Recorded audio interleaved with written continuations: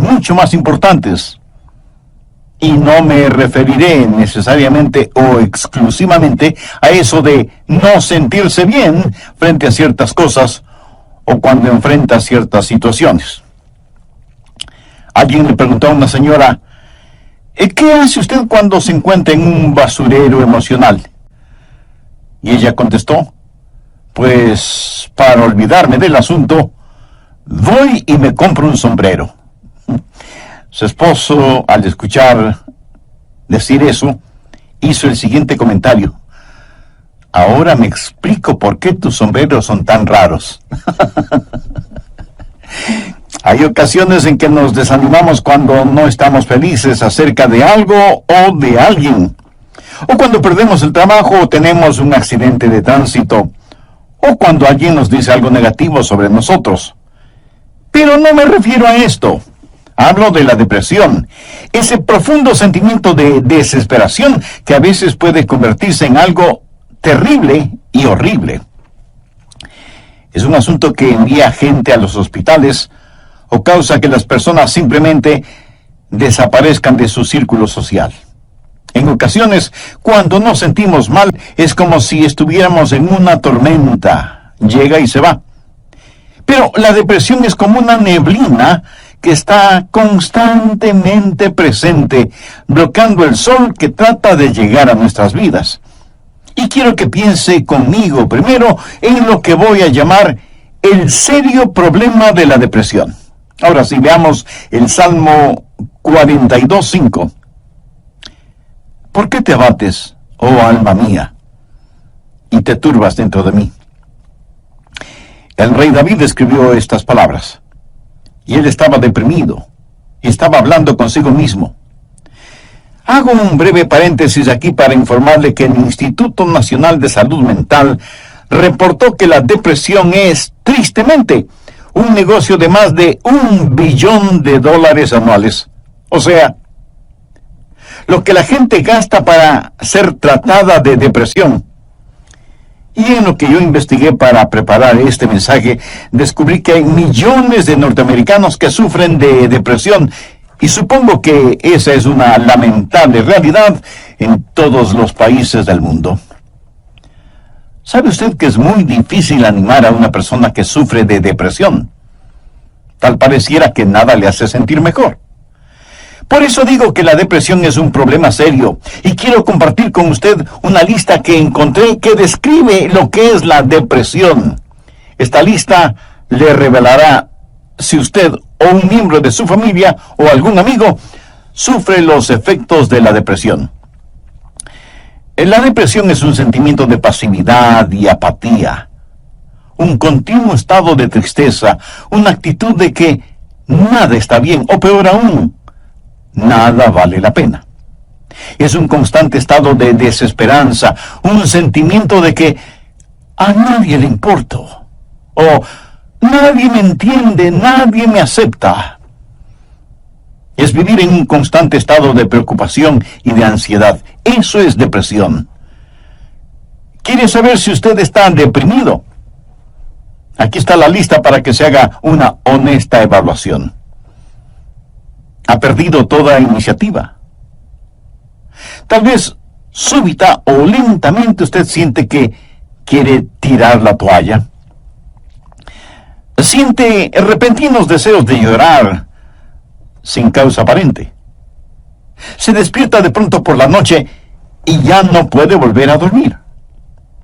Se despierta por la mañana sintiéndose fatigado.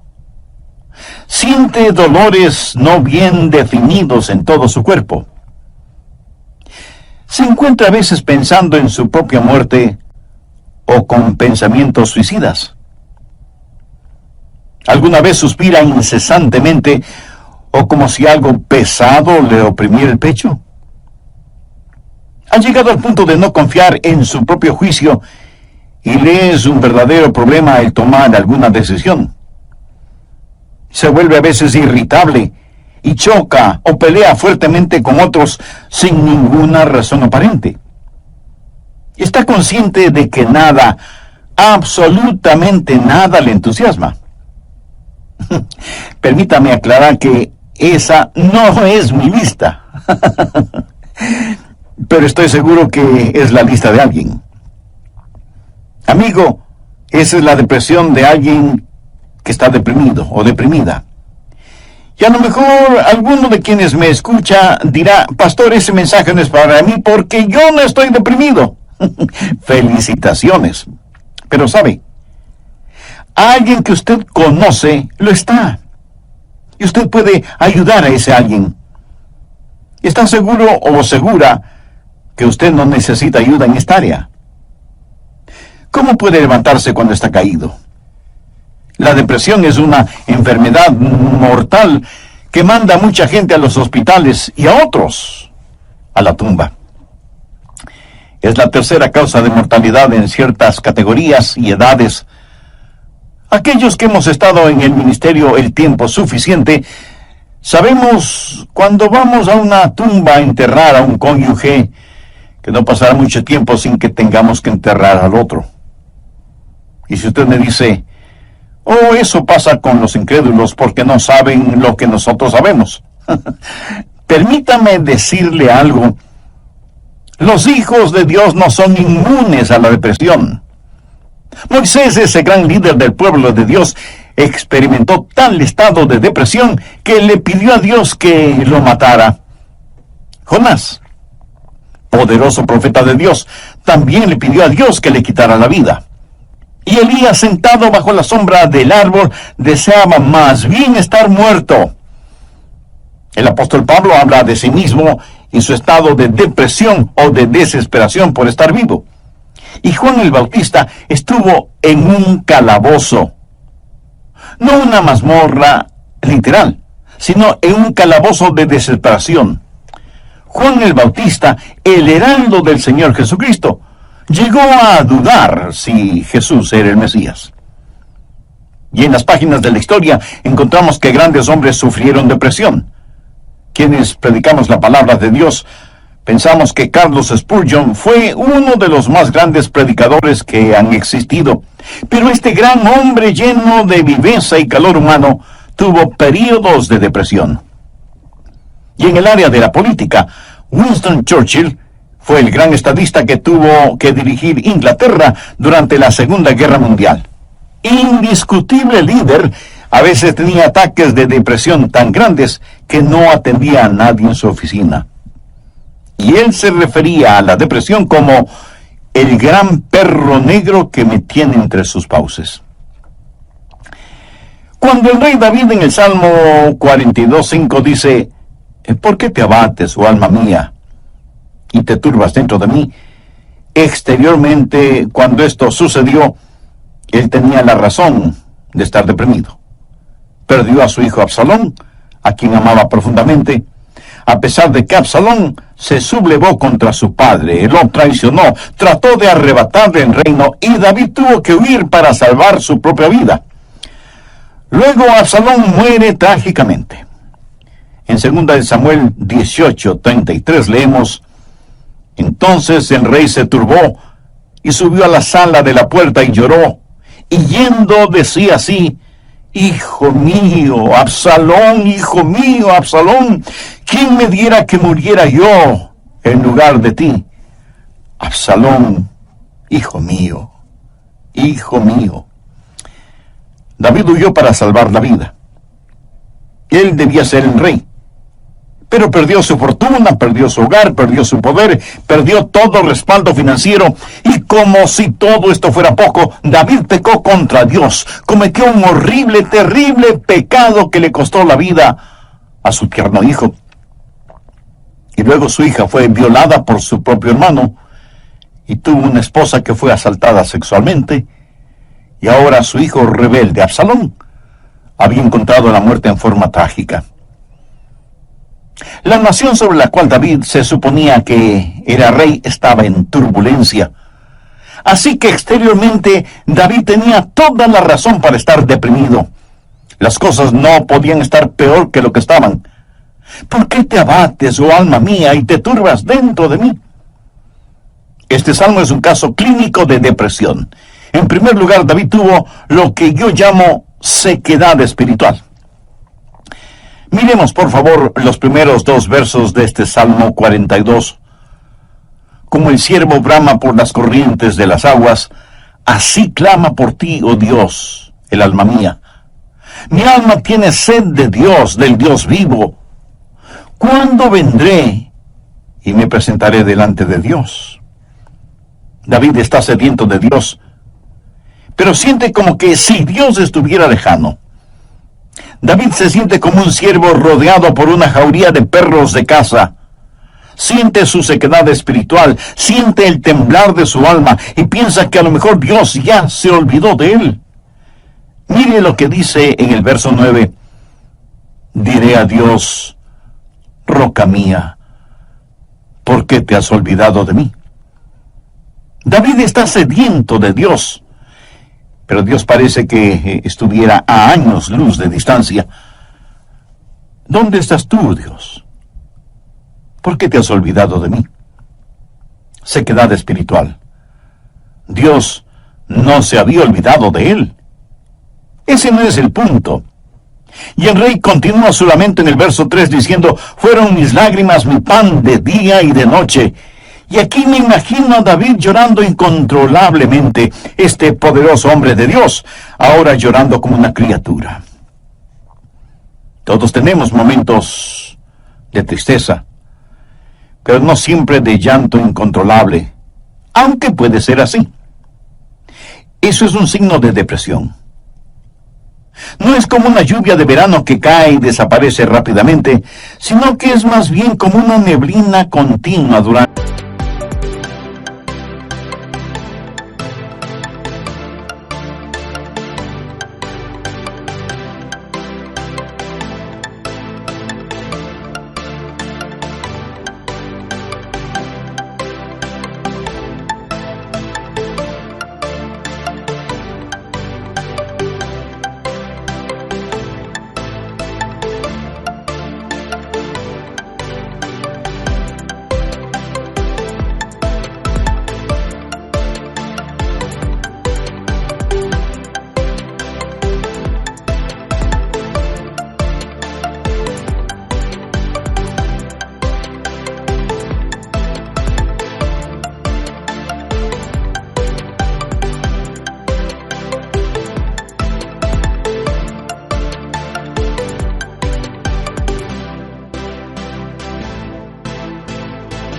el día nublado. David siente vergüenza y se siente derrotado. Mire lo que dice en el verso 3. Fueron mis lágrimas mi pan de día y de noche, mientras me dicen todos los días, ¿dónde está tu Dios? Él sabe que sus enemigos están burlándose de él y está avergonzado. Se siente como un indigno testigo de Dios y por supuesto que lo fue. Sabe, a veces, aun estando en evidente pecado, tratamos de testificar, pero no tenemos ni el poder ni el gozo para hacerlo, y no tenemos la victoria, y esto aumenta nuestra vergüenza. El sentido de culpa de David le hizo pensar que era una desgracia delante de Dios, y todo era peor por las recurrencias de sus memorias. Mire lo que dice en el verso 4. Me acuerdo de estas cosas y derramo mi alma dentro de mí, de cómo yo fui con la multitud y la conduje hasta la casa de Dios, entre voces de alegría y de alabanza del pueblo en fiesta. David recordaba mejores días. Miró retrospectivamente aquellos días cuando tuvo gozo y paz junto con la multitud, alabando a Dios en la casa de Dios. Y ahora todo eso no era más que un recuerdo. Ya no era nada real para él, y hacía que todo su dolor, toda su turbación fuera más vívida, y sentía que esos hermosos días que antaño experimentó, los había perdido para siempre. Y como si eso no fuera suficiente, él estaba abrumado por las circunstancias. Miremos lo que David dice en los versos 6 y 7. Dios mío, mi alma está abatida en mí.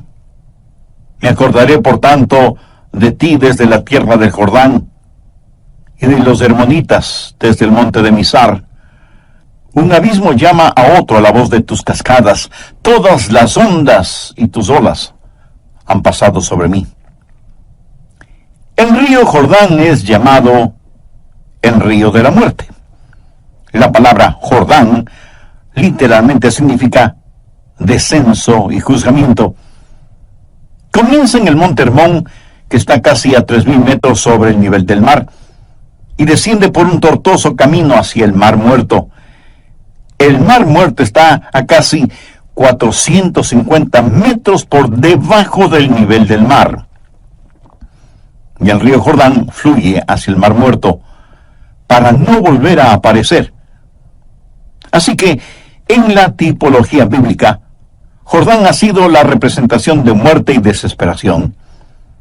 Y David siente que está totalmente inundado por las circunstancias. Las aguas de Dios están sobre él. Está cubierto de problemas y no sabe hacia dónde dirigirse. Está absoluta y totalmente abrumado por las circunstancias. Y quiero decirle que estadísticamente, personas así son suicidas. Un jovencito de 16 años escribió la siguiente carta antes de suicidarse. Querido mundo, yo no quiero que me corten el pelo. Yo no quiero cuidar niños. Yo no quiero ir a ver a Gina mañana en el colegio. Yo no quiero hacer mis deberes de biología, de inglés, de historia, ni de ninguna otra materia. Yo ya no quiero estar triste o solo o deprimido. No deseo comer, ni beber, ni conversar, ni dormir, ni respirar. Sencillamente ya no quiero vivir. Papá, mamá, no es culpa de ustedes. Solo que no me siento libre. Me siento enfermo, triste y solo, aunque esté rodeado de mis padres, hermanos, compañeros y amigos. Eso, mi amigo, es depresión y es muy, pero muy triste. La depresión es un serio problema. En segundo lugar, quiero que sepa y vea que hay una provisión espiritual para la depresión. Gracias a Dios, usted no tiene que estar deprimido. Dios ha hecho provisión para usted, para mí, para nuestras familias y para nuestros amigos, para todos aquellos que sufren depresión. Primero, usted tiene que mirarse interiormente y analizar su corazón. Veamos el Salmo 42, los versos del 5 al 7. ¿Por qué te abates, oh alma mía, y te turbas dentro de mí? Espera en Dios, porque aún he de alabarle, salvación mía y roca mía, Dios mío. Mi alma está abatida en mí. Me acordaré, por tanto, de ti desde la tierra del Jordán, y de los hermonitas desde el monte de Mizar. Un abismo llama a otro a la voz de tus cascadas. Todas tus ondas y tus olas han pasado sobre mí. Pero ahora quiero que note en forma particular que David comienza a hablar consigo mismo. Y si usted me pregunta si uno puede hablar con uno mismo, pues le diré que sí, David lo hizo. Y no me diga que usted nunca ha hablado con usted mismo, porque francamente no se lo voy a creer. Porque todos lo hacemos, consciente o inconscientemente. Note que David está hablando con su alma. El alma es el ego que vive dentro de cada uno de nosotros, no es el espíritu. El espíritu es su naturaleza espiritual, su alma es su naturaleza emocional, su mente, sus emociones, su voluntad. Y David le habla a su alma. En el próximo programa terminaremos este estudio bíblico sobre la depresión. Y espero que esto no lo deprima ahora. Antes de finalizar y sabiendo que la depresión no hace acepción de personas y la sufren santos y pecadores, permítame preguntarle en forma personal, ¿ha depositado su fe en el Señor Jesucristo? ¿A quién recurre cuando está deprimido? Recuerde que la causa de la depresión puede ser externa, pero la solución es interna, íntima, personal. Voy a comenzar este programa haciendo un resumen de lo que estudiamos en el programa anterior. Entre otras cosas dije que hay ocasiones en que nos desanimamos cuando no estamos felices acerca de alguien o de algo, o cuando perdemos el trabajo o tenemos un accidente de tránsito, o cuando alguien dice algo negativo sobre nosotros. Pero no me refiero a esto. Hablo de la depresión. Ese profundo sentimiento de desesperación que a veces puede convertirse en algo terrible y horrible. La depresión es un sentimiento de pasividad y apatía, un continuo estado de tristeza, una actitud de que nada está bien, o peor aún, nada vale la pena. Es un constante estado de desesperanza, un sentimiento de que a nadie le importo, o nadie me entiende, nadie me acepta. Es vivir en un constante estado de preocupación y de ansiedad. Eso es depresión. ¿Quiere usted saber si está deprimido?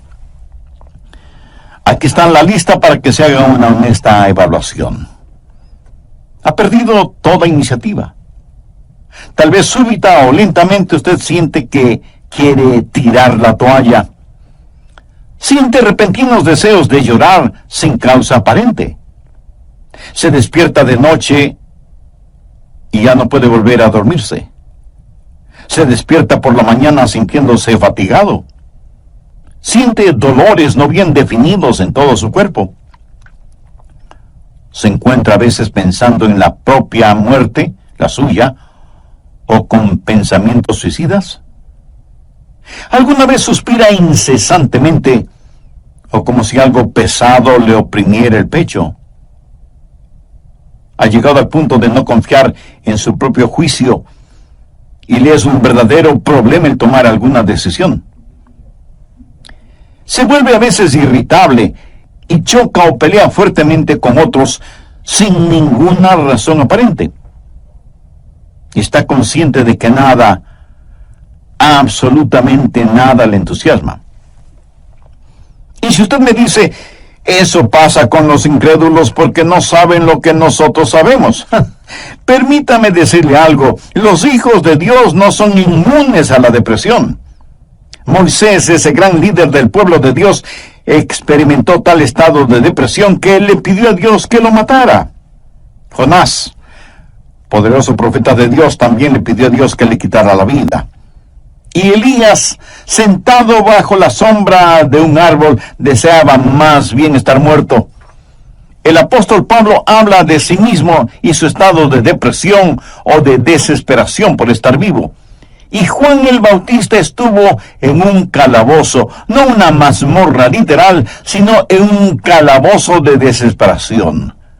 Juan el Bautista, el heraldo del Señor Jesucristo, llegó a dudar si Jesús era el Mesías.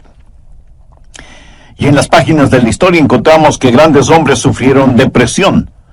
Quienes predicamos la palabra de Dios pensamos que Carlos Spurgeon fue uno de los más grandes predicadores que ha existido. Pero este gran hombre lleno de viveza y de calor humano tuvo períodos de depresión. Y en el área de la política, Winston Churchill fue el gran estadista que tuvo que dirigir Inglaterra durante la Segunda Guerra Mundial. Indiscutible líder. A veces tenía ataques de depresión tan grandes que no atendía a nadie en su oficina. Y él se refería a la depresión como el gran perro negro que me tiene entre sus fauces. La nación sobre la cual David se suponía que era rey estaba en turbulencia. Así que exteriormente David tenía toda la razón para estar deprimido. Las cosas no podían estar peor de lo que estaban. ¿Por qué te abates, oh alma mía, y te turbas dentro de mí? Este salmo es un caso clínico de depresión. En primer lugar, David tuvo lo que yo llamo sequedad espiritual. Miremos, por favor, los primeros 2 versos de este Salmo 42. Como el ciervo brama por las corrientes de las aguas, así clama por ti, oh Dios, el alma mía. Mi alma tiene sed de Dios, del Dios vivo. ¿Cuándo vendré y me presentaré delante de Dios? David está sediento de Dios, pero siente como que si Dios estuviera lejano. David se siente como un ciervo rodeado por una jauría de perros de caza, siente su sequedad espiritual, siente el temblar de su alma y piensa que a lo mejor Dios ya se ha olvidado de él. Mire lo que dice en el verso 9, diré a Dios, roca mía, ¿por qué te has olvidado de mí? David está sediento de Dios, pero Dios parece que estuviera a años luz de distancia. ¿Dónde estás tú, oh Dios? ¿Por qué te has olvidado de mí? Sequedad espiritual. Dios no se había olvidado de él. Pero ese no es el punto. El rey continúa su lamento en el verso 3 diciendo, fueron mis lágrimas, mi pan de día y de noche. Y aquí me imagino a David llorando incontrolablemente, este poderoso hombre de Dios ahora llorando como una criatura. Todos tenemos nuestros momentos de tristeza, pero no siempre de llanto incontrolable, aunque puede ser así. Eso es un signo de depresión. No es como una lluvia de verano que cae y desaparece rápidamente, sino que es más bien como una neblina continua durante un día nublado. David siente vergüenza y se siente derrotado. Mire lo que dice en el verso 3. Fueron mis lágrimas mi pan de día y de noche, mientras me dicen todos los días.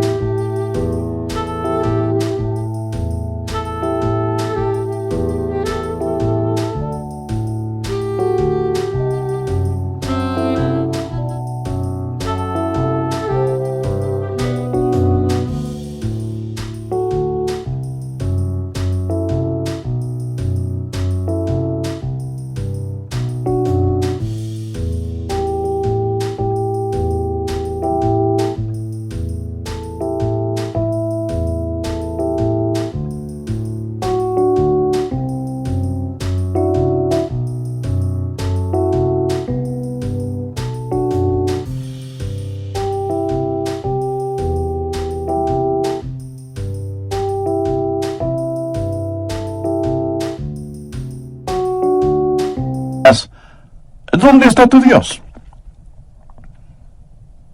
¿Sabía que dentro de usted hay alguien que constantemente le está hablando? Es la vieja naturaleza, su alma no redimida ni santificada. Y su alma le habla y le dice, tienes razón de sentir pena por ti mismo. Nunca lo lograrás. No tienes lo que se requiere. Este es el final. La vida no vale la pena vivirla. Y David responde a su alma y le dice, ¿por qué te abates, oh alma mía? Y este es el momento en que usted toma control, sostiene firmemente a su alma frente a usted, le mira directamente a los ojos y le habla. Eso es lo que David hizo cuando le dijo, alma, ¿por qué te sientes así? Usted tiene que mirarse íntimamente, interiormente, y analizar su corazón. ¿Por qué está deprimido? Yo no estoy diciendo que no tiene razón para estar deprimido. Tal vez alguna persona amada ha fallecido, su cónyuge, un hijo o una hija, un entrañable amigo. Si eso es verdad, entréguele su dolor a Dios, comparta su pena con quienes le aman, y tenga en cuenta que a pesar de cómo se sienta, la vida no ha terminado para usted. Tal vez tiene el corazón destrozado. Alguien a quien amaba profundamente le ha engañado. Tal vez un esposo ha abandonado a su esposa por otra mujer, o a lo mejor una esposa ha dejado a su esposo por otro hombre. Tal vez esté enfrentando el dolor de un noviazgo roto súbita y amargamente. O pudiera ser que los padres no hacen sentir bienvenidos a sus hijos, que se fueron del hogar como las ovejas negras de la familia. Si usted está viviendo estas u otras amargas experiencias, escúcheme. Rehúse el estar rumiando estas cosas una y otra vez. Eso no es bueno. Analice las cosas. Si alguien le ha destrozado el corazón, Vea qué es lo que ha aprendido de esa experiencia y comience a buscar y tener nuevas amistades. Tal vez usted ha pecado y está siendo perseguido constantemente por el fantasma de su culpa. ¿Qué debe hacer? Confiese su pecado a Dios. Y si tiene que pedir perdón a alguien, hágalo. Si tiene que restituir algo a alguien, hágalo sin demora de tiempo. Mientras más se demore en hacerlo, más difícil le será el realizarlo. Haga lo que tiene que hacer ya. Y cierre la puerta de ese pasado. Analice. Mire su propio corazón y pregúntese, ¿por qué estoy abatido? Pero necesita hacer algo más. No solo un análisis íntimo de su corazón, sino que mirando hacia arriba, reconozca que necesita ayuda una vez que ha identificado el problema. Noten los versos del 7 al 9 lo que David dijo. Un abismo llama a otro a la voz de tus cascadas. Todas tus ondas y tus olas han pasado sobre... ¿Por qué te has olvidado de mí? ¿Por qué andaré yo enlutado por la opresión del enemigo? ¿Qué es lo que David está haciendo ahora? Pues mirar hacia arriba. No solo interiormente para ver por qué me siento así, sino mirar hacia Dios y decir, Dios, tú eres mi ayuda y mi esperanza. Tú me cubrirás con tu misericordia. Oh, qué amigo nos es Cristo. Él llevó nuestro dolor. Estoy seguro que alguien me dirá, pastor, lo que yo estoy pasando usted no lo comprende. Mi amigo, ese no es el punto. Cierto, yo no lo comprendo, pero Dios le comprende. Y no solo que le comprende, sino que le ama y quiere cuidar de usted. Él es su ayudador, aun cuando usted no lo entienda.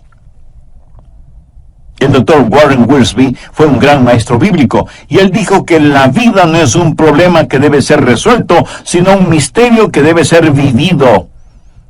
Eso nos hace recordar siempre que, como hijos de Dios, no vivimos de explicaciones, sino de promesas. Algunos piensan que de alguna manera Dios les ha olvidado o Dios les ha fallado. No. Dios ni se ha olvidado de usted ni le ha fallado a usted. Pero David se sintió así. Mire la pregunta que hace en el verso 9. Dios, ¿por qué te has olvidado de mí? No, Dios no se había olvidado de David. Y si usted me dice, pastor, realmente no entiendo esto, yo le diré que no tiene que entenderlo. Es más, el hecho de que no lo entienda pudiera ser parte del juicio y de la prueba. El poeta norteamericano Robert Frost, en uno de sus poemas, dijo, era esencial para el juicio que usted no lo entendiera entonces. Tenía que parecer sin significado el tener significado. Esto no tiene ningún significado para usted. Verá, podemos confiar en Dios para cualquier cosa si entendiéramos el porqué. Pero Dios no nos deja entender el porqué todo el tiempo para que podamos conocer el quién y podamos confiar en Él en aquello que no entendemos. Andrew Murray fue un extraordinario hombre de Dios y dijo lo siguiente: en tiempos de problemas, aquellos que confían en Dios deben primero decir, Él me trajo hasta aquí. Es por su voluntad que me encuentro en esta situación. Y Él me mantendrá aquí en su amor y me dará la gracia en este juicio para comportarme como su hijo. Él hará que este juicio sea una bendición, enseñándome las lecciones que Él quiere que aprenda y trabajando bajo su gracia ya concedida. Finalmente, en su tiempo, Él le librará nuevamente. ¿Cómo y cuándo? Bueno, solo Él lo sabe. Así que cuando usted está en dificultades, diga, estoy aquí primero por la voluntad de Dios, segundo bajo su cuidado, tercero bajo su entrenamiento y cuarto en su tiempo. Alguien dijo, Dios es demasiado bueno para no ser bondadoso, demasiado sabio como para cometer errores. Y cuando no podamos ver su mano, podemos confiar en su corazón. Mírese interiormente y analice su corazón. Salmo 42:11. ¿Por qué te abates, oh alma mía? ¿Y por qué te turbas dentro de mí? Espera en Dios, porque aún he de alabarle. Y Dios quiere que le diga a alguien que me esté escuchando este momento, sin que importe cuán difíciles sean las circunstancias, que Dios está con usted. No pierda la esperanza. Dios tiene un futuro lleno de esperanza para usted. David le habló a su alma y le dijo, espera en Dios. Ahora, esperar no significa un deseo vano, significa una seguridad definitiva basada en la anticipación. Hay solo dos lugares en donde toda esperanza es imposible. El uno es el cielo, porque ya no necesitamos ninguna esperanza, todo será realizado. El otro lugar es el infierno. Si usted muere sin ser salvo, se irá al infierno y quedará fuera de toda esperanza. Pero la esperanza siempre es posible. Mi amigo, lo que encontramos en Jeremías 29:11 es para usted ahora mismo. Escuche lo que dice ese versículo. Porque yo sé los pensamientos que tengo acerca de vosotros, dice Jehová, pensamientos de paz y no de mal, para daros el fin que esperáis. O sea, un futuro y una esperanza. No permita que Satanás apague la vela de la esperanza. Usted necesita mirarse interiormente y analizar su corazón. Necesita mirar hacia Dios y saber que habrá ayuda. Necesita mirar al frente y darse cuenta que hay esperanza. Dios transformará su calvario en una Pascua y convertirá cada una de sus lágrimas en perlas. Dios pondrá un hermoso arco iris de su gracia sobre sus pesares. Espera en Dios. Él va a llenar las más profundas necesidades de su corazón. Y Dios nunca estará satisfecho hasta que el más grande deseo suyo sea Él mismo. Hemos hablado del serio problema que es la depresión y de la esperanza que hay para usted. ¿Cuál es la promesa segura contra la depresión? ¿Por qué te abates, oh alma mía? ¿Y por qué te turbas dentro de mí? Espera en Dios, porque aún he de alabarle. Si usted está caído espiritual y emocionalmente, puede levantarse. Y si hoy se siente deprimido, recuerde que Dios le ama. Ni una hoja cae al suelo sin que Él lo sepa. Sé que a veces abrazamos a las personas, les damos unas palmaditas en la espalda y les decimos que las cosas van a mejorar. Pero, mi amiga, mi amigo, escúcheme. Aparte de Jesús, no hay una verdadera esperanza para el mundo. Anoche, mientras meditaba en este mensaje que estoy compartiendo con usted, dije, Señor, no quiero hablar sobre la depresión. Quiero hablar más bien sobre algo feliz o algo realmente animador. Y el Señor me dijo, Adrián, hay alguien que necesita escuchar ese mensaje. Hay muchas personas sufriendo de depresión. Debes entregar ese mensaje. Así que, de Dios a usted, déjeme decirle algo. Si usted está caído, puede levantarse. Dios tiene una manera para usted. Y no es psicología popular barata, ni una palmadita en la espalda diciéndole las cosas van a mejorar. Espere en Dios, Él le ayudará hasta el final. Tenga la absoluta confianza que usted está protegido y abrazado por los eternos y poderosos brazos de Dios. Si es que usted es un hijo de Dios, por haber recibido a Jesús en su vida. Si usted no tiene la seguridad de su salvación,